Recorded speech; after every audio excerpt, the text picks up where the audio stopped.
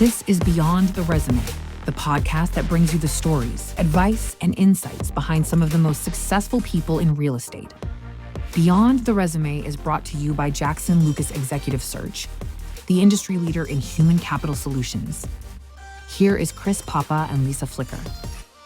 All right, folks, welcome to the podcast. I'm your host, Lisa Flicker, and I'm here with my other host, Chris Papa. And today we have a wonderful, wonderful guest. We have Dan Carr from Alpaca Real Estate. Dan is, in addition to obviously being an incredible professional, Dan is a huge volunteer for ULI, and we have been volunteers together for many years. Hi, Dan. Thanks for coming on today. Hi. Thanks, Lisa. Thanks, Chris. Great to be here. Yeah, Dan, thanks for having you. You have a great chandelier behind you. I love it. Calling from the This is called real estate people who go to their office on Fridays. Yeah, it looks great. There's so many people walking around behind you. Yeah, it's pretty empty. There's I think five folks in today. It's flexible work time. Yeah, well, we're not in today. Lisa and I are home. Don't tell anyone though. People who work from the office on Friday. Here he is, folks. That's the right. one and only. Dan, you were saying prior to we started recording that you and I have spoken for years, but have never actually, or been on emails for years, but never actually met. And then we kind of went through our history a little bit and like, oh, okay, we know a lot of we worked with a lot of the same people. So good to finally see you. You're a very good looking man. So thank you. Welcome. Thanks for being on here. Yeah, and next time I'm in LA, it'd be great to, or San Francisco. It'd be great to hang out. I think I missed you when I was there for ULI last week. So next time around. Yeah, and I'm in New York all the time. I'll be in New York the first week of December. So I'm in New York every other month, probably. You'll have to come party with us, Dan. Oh, we party like crazy. Great. As long as I can be home by 10 and, up at 5 a.m. with the kids, I'm down. Story of my life. It's perfect. So, Dan, you had a very long institutional career at JPMorgan and then at Ares and kind of took that entrepreneurial leap. Tell us a little bit about kind of the thought process behind that. Yeah, well, Lisa, you know the thought process because you've been so helpful as I've gone through, all of the thinking through different options and, deciding if this is the right time. So thank you for that, and for always being a sounding board. Literally my pleasure. I love it. My favorite. But yeah, so I did a background as grew up in New York City, in Brooklyn specifically, and went to college and then grad school in New York and worked for developers and a couple of different securitization firms throughout college. And then really wanted to get into institutional real estate investing. So went to JPMorgan, Real Estate and Lodging Investment Banking, which is actually where I met my current partner, Peter Weiss.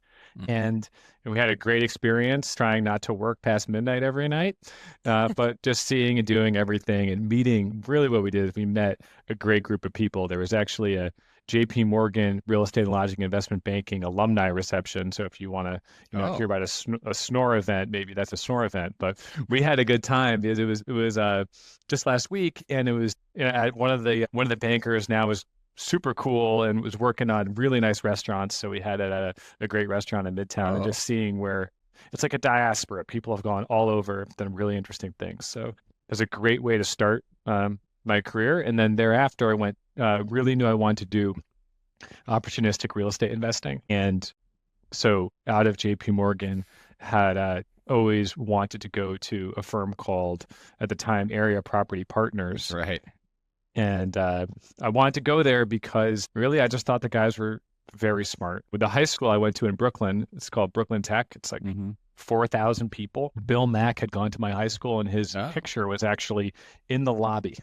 So there was a row of distinguished alumni, and 3 feet tall was Bill Mack. And I said, great, I'd love to. So that's what I was thinking about. Who can I learn from this early stage of my career? And so that firm always was rising to the top after That's banking. Great marketing for a private equity shop. You got to get your picture in the lobby now. Yeah, talk about recruitment, right? From an early age. I guarantee my picture's not in my high school lobby. And if it is, it's not for that reason. It's not for a good reason. I'm just kidding. So area, great. I mean, that was Apollo Real Estate Advisors, right? Prior, they changed the names, the iterations. Yeah, it was Apollo Real Estate Advisors, and then quickly went to Area Property Partners, Mm-hmm. and then it was sold to Ares in 2013. And so I'd always wanted to work there, but unfortunately, I never got the opportunity because the day that I joined was actually a couple days after the Ares transaction was consummated. So I was an Ares employee from day one, but it was. And that was just the start of a really long ride and really interesting time in growing a private equity real estate business. Yeah, because they didn't. I mean, Ares had a more of a debt business, right? And they didn't have an equity business at the time. Is that correct? Right. They had a real estate debt business. They really were founded in credit, and the acquisition of Area Property Partners brought over an equity business.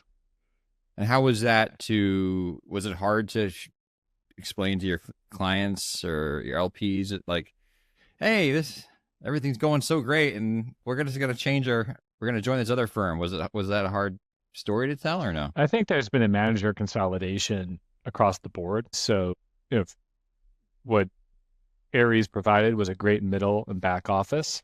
So deal teams could plug in and then do what they do best, which is execute on whatever type of investment philosophy they do. So I think that was easy. Also shows going concern and the like. So I mean, I think the proof is in the pudding, right? That group grew from about sub 10 billion AUM 13 to now 55 plus billion AUM in real estate as of like current.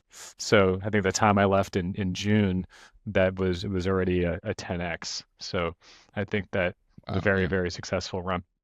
Did you always think you were going to start your own business, or was that something that a spark got lit at some point during your time there? It's funny. I think that at some point, I worked for a friend's dad. I had gone to kindergarten with this friend and known him forever. And then I worked for his dad in college and saw, the benefits of owning your own real estate business, on defining where you want to work, and on really being able to dig into projects you think are interesting and themes you think are interesting.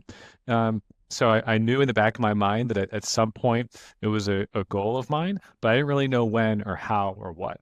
So I think I maybe had an inkling, but I did not know at any certain point in time that this is what I was going to do. Gotcha. And so what sparked it?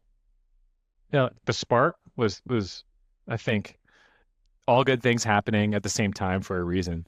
So, what we saw this year in the fourth quarter of 22, we saw a massive real estate repricing. And, we had thought values peaked. So my current partner, Peter Weiss, and I sat down. We said, look, if we were going to go out now and start a real estate business, or at any time in our lives, when would it be? And we said, look at the macro economy. The capital markets are upside down.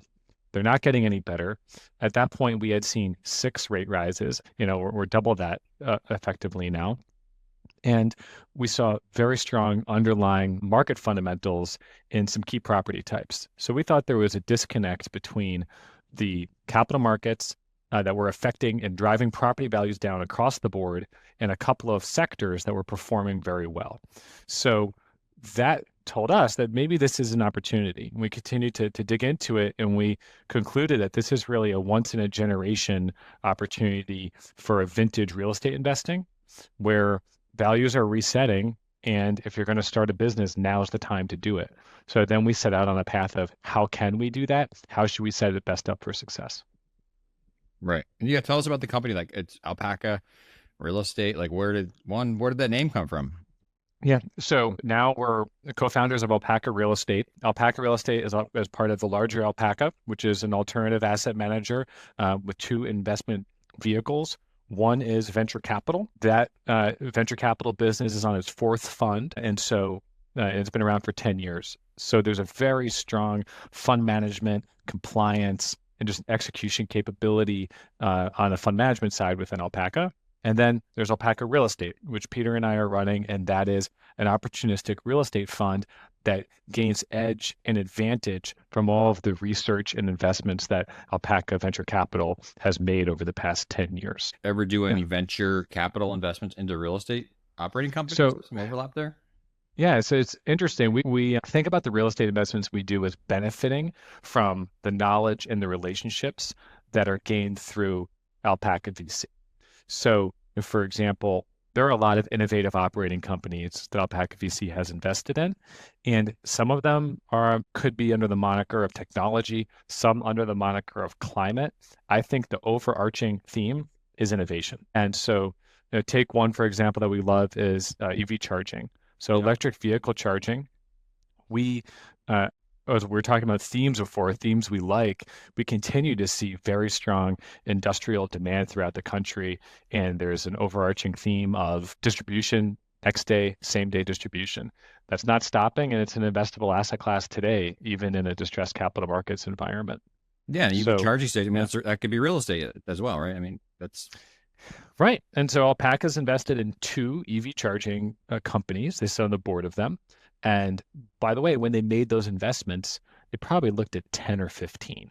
And so the investment process here is very thematic. It starts with a white paper. It concludes with a market map and then a buy box and go-to-market strategy. So every time we're thinking about something like EV charging, we're going to that market map and we're saying, who are the 10 groups we should be talking to? And then we'll zero in and we'll say, well, how about for New York City assets? Who's really proficient in New York City?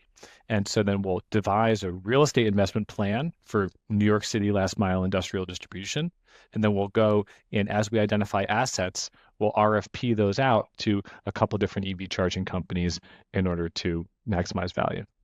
Yeah, we're doing a search for a firm that's actually, sorry to cut you off, Lisa, who's doing similar type of thing. And the venture firm invested in the operator and then has a real estate side to it. So they brought us in to find someone to lead the real estate platform for similar type of strategy. So I find it fascinating. Yeah, and it really, we've learned a lot about the best way to do it. It's not wholly dissimilar from platform level investing that's been done at many of the larger institutional real estate private equity firms. It's just shifting the platforms a little bit and saying, how can we be investing in the future and in innovation rather than just in leveraging personnel and resources. I don't know if you had a chance to listen to the Daily yesterday, but there was a very interesting segment. Did you, Dan? I don't know. Of course.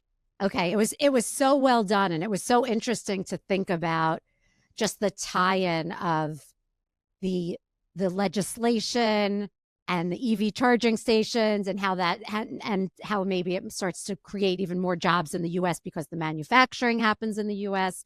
And I feel like it's exciting because in addition to real estate, it feels like this is at the forefront of kind of a lot of things that are happening simultaneously in this world. So that's exciting. Yeah, and Lisa, I like that piece. It was very focused on EV vehicle production. I don't think it talked as much about the grid and EV charging and the capabilities and the need for EV infrastructure. Or it did talk a little bit about worries about how far cars can go. Range, what did they call it?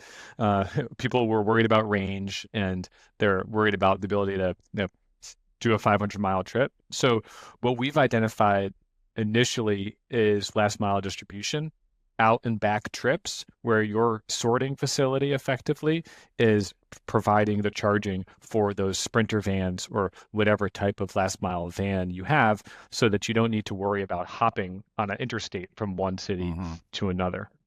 Is that mainly? So sorry, go ahead, Lisa.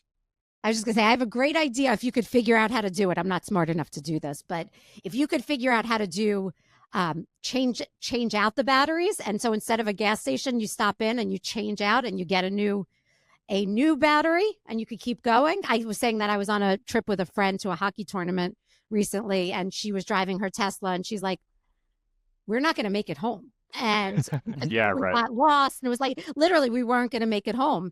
And we then we stopped in at a gas station and they didn't have charging station, but we were joking that if we could just trade out the battery, it'd be so wonderful. So, well, yeah, that's the issue with range, and that's the issue with today's infrastructure. So what we're focusing on is investable assets that are real estate backed assets. So for example, we'll buy industrial outdoor storage or last mile industrial warehouses. And then we will, and by the way, our business plan will create our target return just from that real estate business plan. right? Either it's a mark to market on under market leases or a development play or whatever it is to create a base real estate return. And then we're adding in this layer of innovation from EV charging. What does it really mean, and why can't you do that anywhere? Right now, there's only a certain amount of power the grid can supply at any individual transformer station to that neighborhood or that market. Because of that, each site, if you get power to that site, that means that your neighbors probably aren't getting power to their sites, which is creating like a powered land grab that's going on throughout the country. And so we think there's a huge opportunity in controlling land and then bringing the power to it, but having a base case business plan that's just you're doing iOS, you're doing industrial distribution. As you add this charging capability, you then create a moat around your asset because you're offering something to your tenant that others next to you aren't. Mm-hmm. And it makes it a destination too, right? So if you're looking at putting retail or something there, people can charge and have a meal. Yeah, if you're doing it that way, I mean, it seems like yours is that kind of stop, but it is interesting to think about.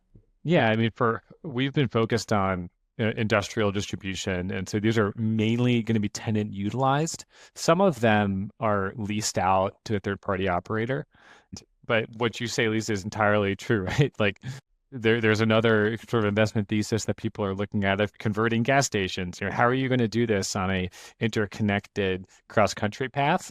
That's a solution that some folks are trying to figure out. We haven't figured out how to invest in that yet.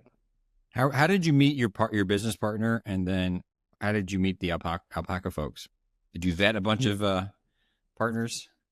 Yeah, so we vetted 0 partners. Peter and I met at JPMorgan doing real estate investment banking. We started on the same day, ended on the same day. Oh wow! And so trust was the number one thing, and I think trust and respect. I knew that Peter's a really smart guy, and he probably thought about things a little bit differently than I did, and that whatever came up, we were just going to do the right thing. And so I think that base level of trust was really important as we started to think about who to do this with. And so, we had done a couple of deals over the past decade or so. We had worked on a condo building in Brooklyn, and we bought an apartment building in Connecticut.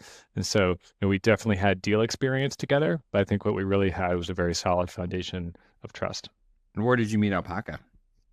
Yeah, so again, trust, but some of the Alpaca folks are actually tangentially related to me through it's like 4 steps removed, where it's not, we're not actually related, but it's like my wife's best friends, that their families have gone back a couple of generations, were sort of all in the same network, I'll call it.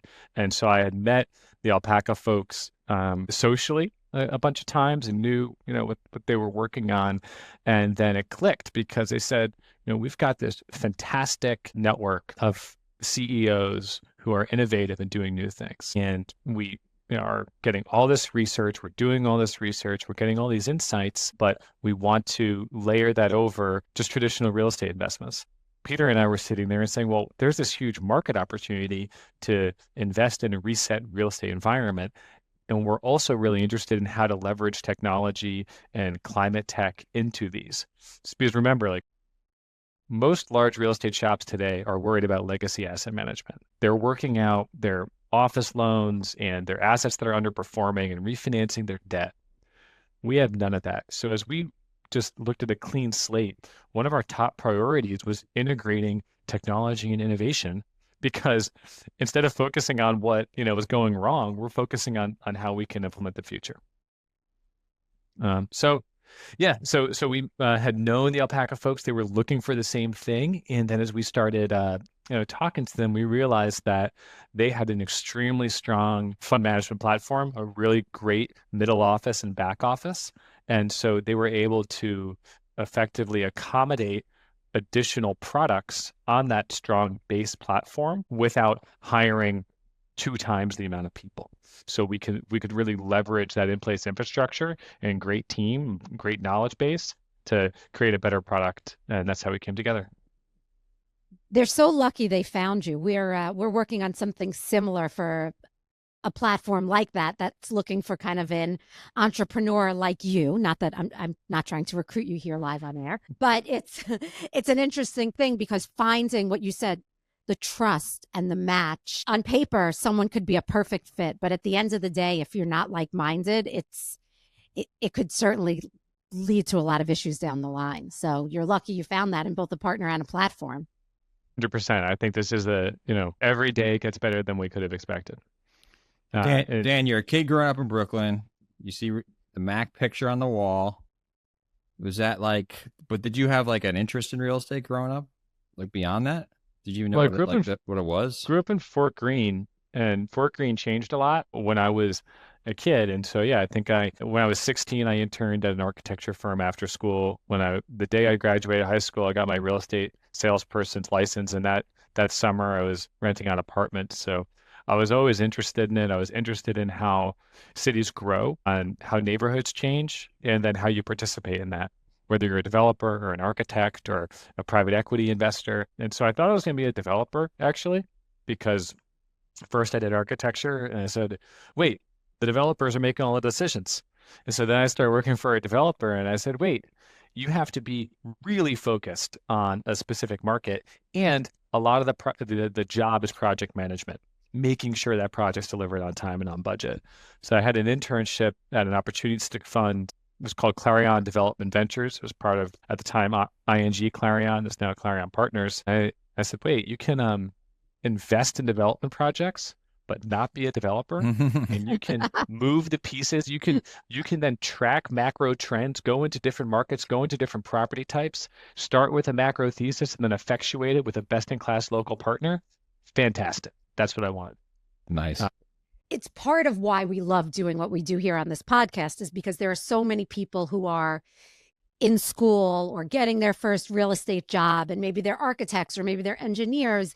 And it's always interesting to me that people they don't know the 3 steps ahead, right? So you get there and you're like, wow, you can do this. And then you get to the next step and you're like, wow, you could do this.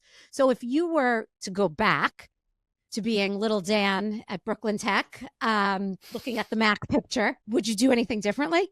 Oh, I'm sure I would do everything differently. But no, right now we have a consistent internship program.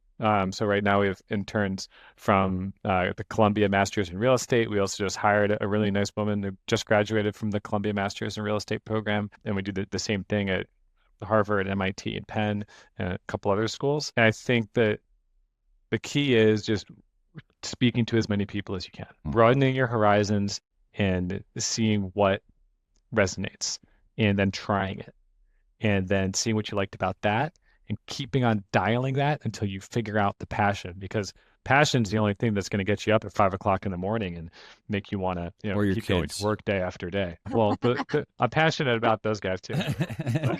We hope so. So you're Lisa and I told you before this, we're doing a panel discussion at the Fordham Real Estate.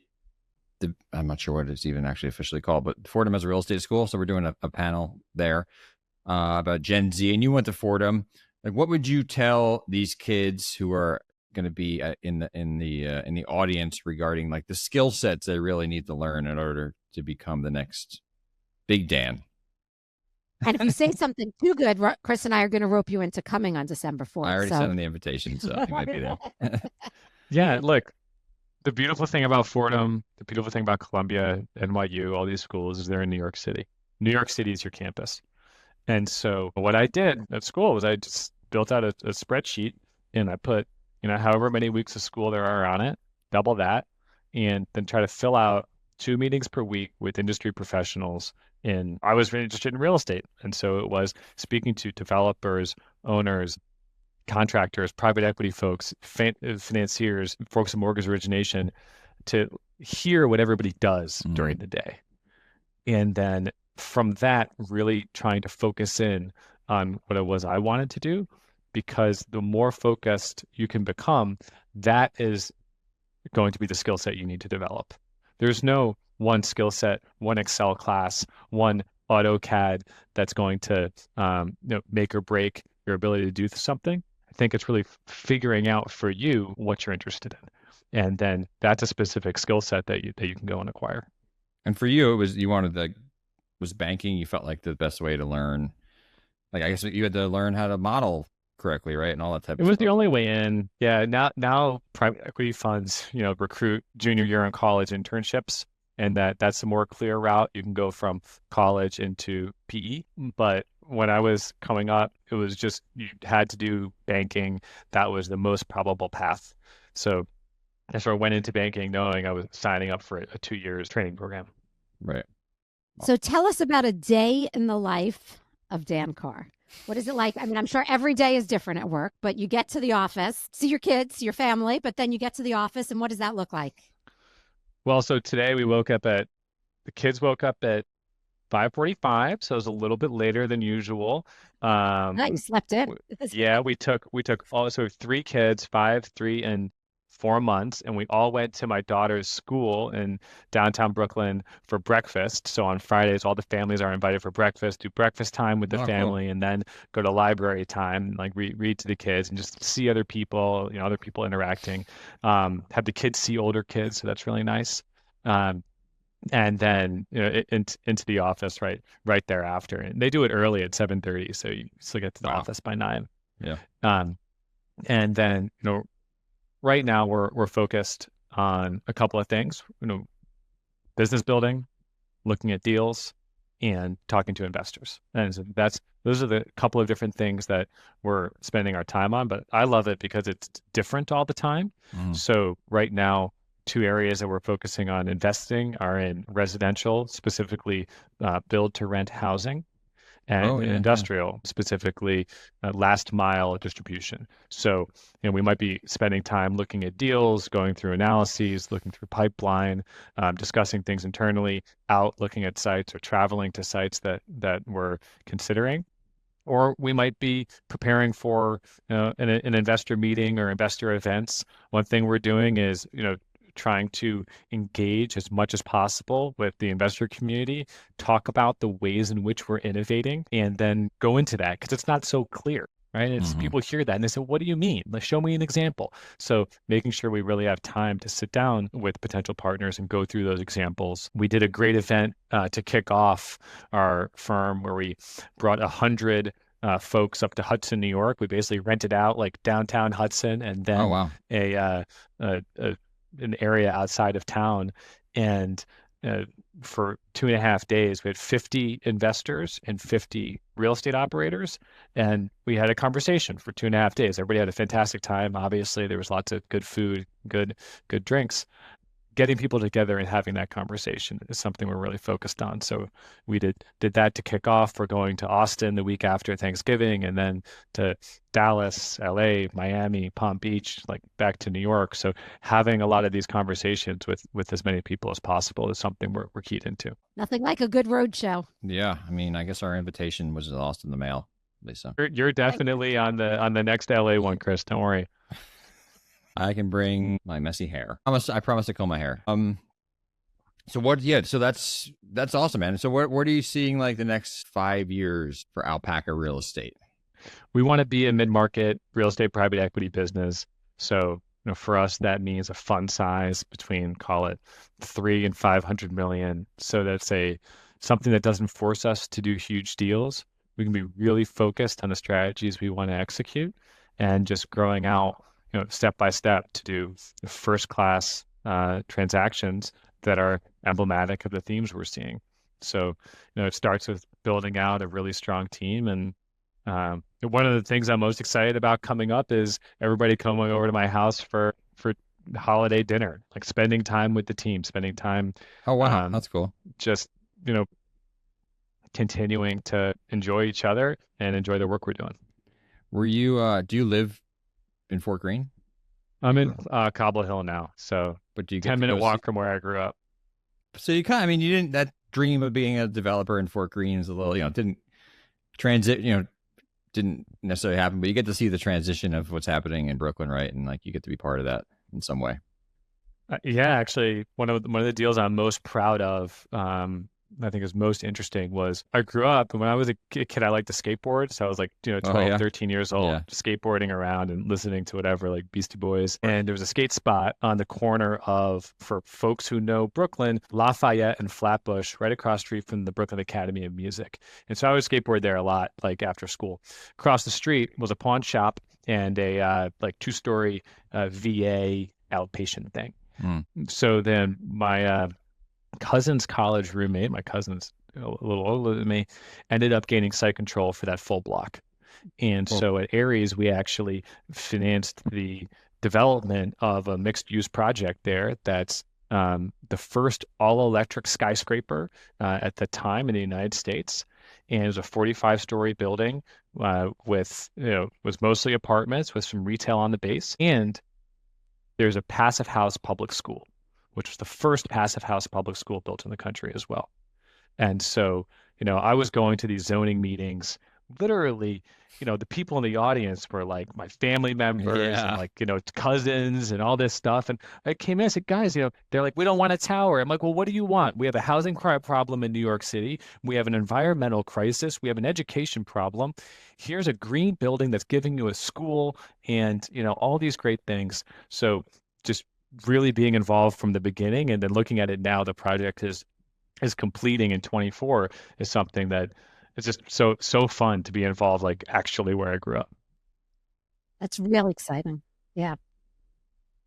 I grew up in Brooklyn too, but in Sheepshead Bay, different part of town. But there's a lot going on. You can go back there. You can go back there, Lisa. I could go back there, see what I could build out. Well, how's the weather in New York today? Is it chilly?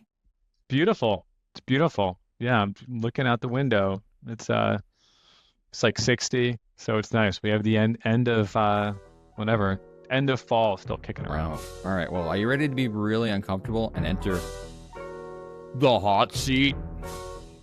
Sure. Let's do it.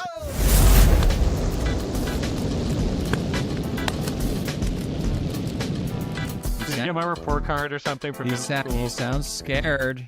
This is your life, Dan. Here we go. Do you remember Mr. something? Your kindergarten teacher. Here he is.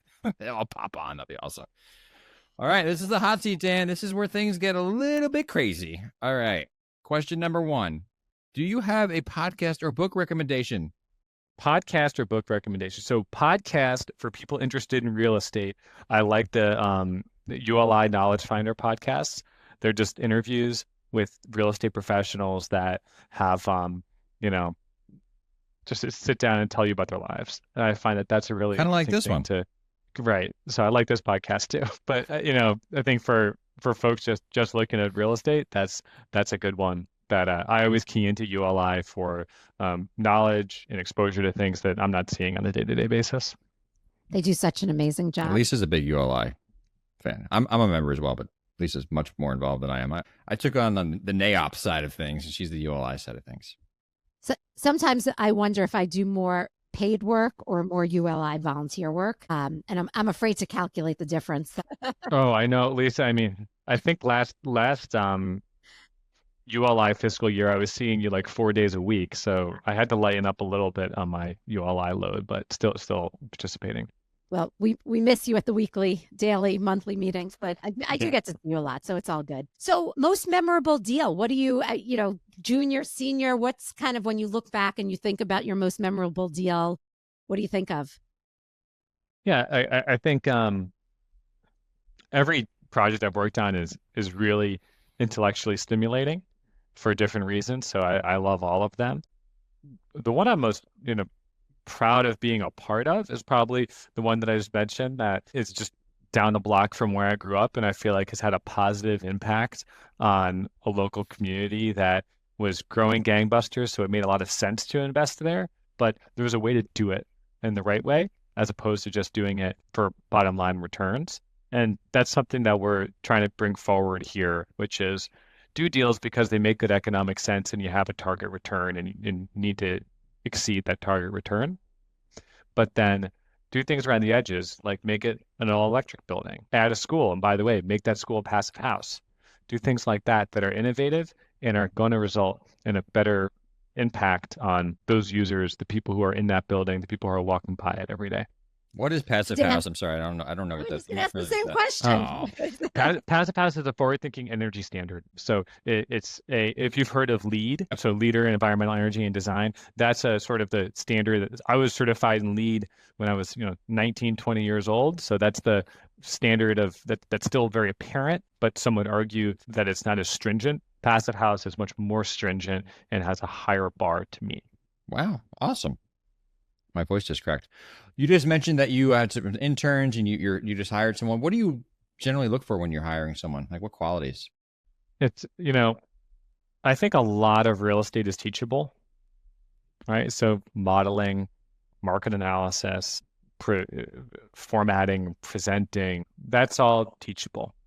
So in order to teach people, I think people need to be showing up with passion.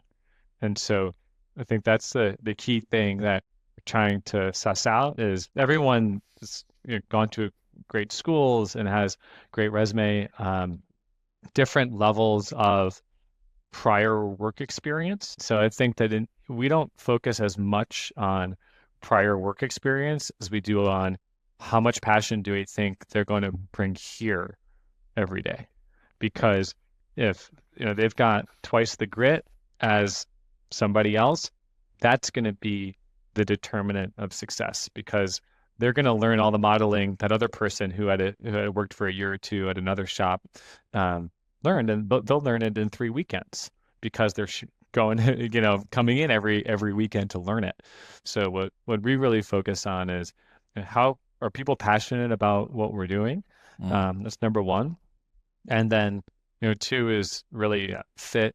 And are they, do we feel like they're going to be a good collaborative member of the team? Because I'll tell you, like, we don't know the answers to a lot of things.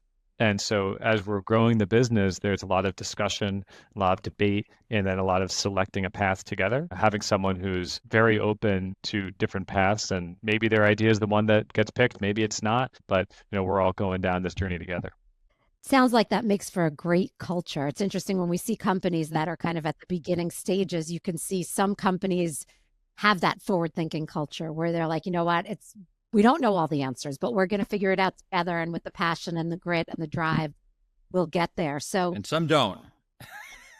And some don't. Exactly. No, it's true. But I think that obviously some of that is innate. Some of that is probably the way you were raised. But were there any mentors or people along the way where you really feel like that who embodied that and you really feel like you learned that from along the way? Yeah. I've thought a lot about mentorship more than usual over the past year or so as I've been, building out this business. And what I realized is there's a couple of different types of mentors. Like there's people that you work with or or maybe you don't even know, but you see what they do and they're inspirational. You see, you sort of learn some foundational life lessons from them. One thing I saw early on, there was an attitude at area property partners about always giving investors their money back, no matter if the pre-recession funds were worked on for free effectively with waived management fees for 10 years to give investors a 1.0 or better equity multiple. So, that was something that I saw people making those decisions and that stuck with me. Wow. Yeah. But what I've seen now in terms of people who I've been talking to on a really regular basis has been that some people are just invested in care. And the person who cares about you is 10 times more important than someone who has, who's the CEO of the largest company out there. And so I've actually been spending a lot of time with folks who were professors of mine at Columbia. I went to the Columbia Masters in Real Estate program. At that time, these individuals were giving their time to come up and be adjunct professors at Columbia. I've stayed in touch with them forever. And now when I call them up and I say, hey, look, we're thinking about this or thinking about that or thinking about building the business or thinking about these different options, they care. And that has been so, impactful and important as we're trying to navigate the changing tides. Awesome. I love that. Well, Dan, it's nice to meet you officially. And hope to meet you in person soon and hope to see you at that Fordham event. It's good to Yeah, have that. absolutely. All right. Well, early December, I'll put it on my calendar, December and then 3rd. look forward to shaking your hand then. Yeah. Please do. You have to come now. You'll be on the wall. I think I have to, all right. We may hand you the mic. Let's take it step by step, right? Thank you for listening to Beyond the Resume, a Jackson Lucas podcast where we take a deep dive into the career journeys of some of the top minds in real estate and equip you with the knowledge to move forward in your path towards the success you've envisioned. Make sure to like, share, and subscribe to Beyond the Resume. We're grateful for your support. All episodes of Beyond the Resume are brought to you by Jackson Lucas, building inclusive and diverse businesses through talent acquisition. Visit us at jacksonlucas.com.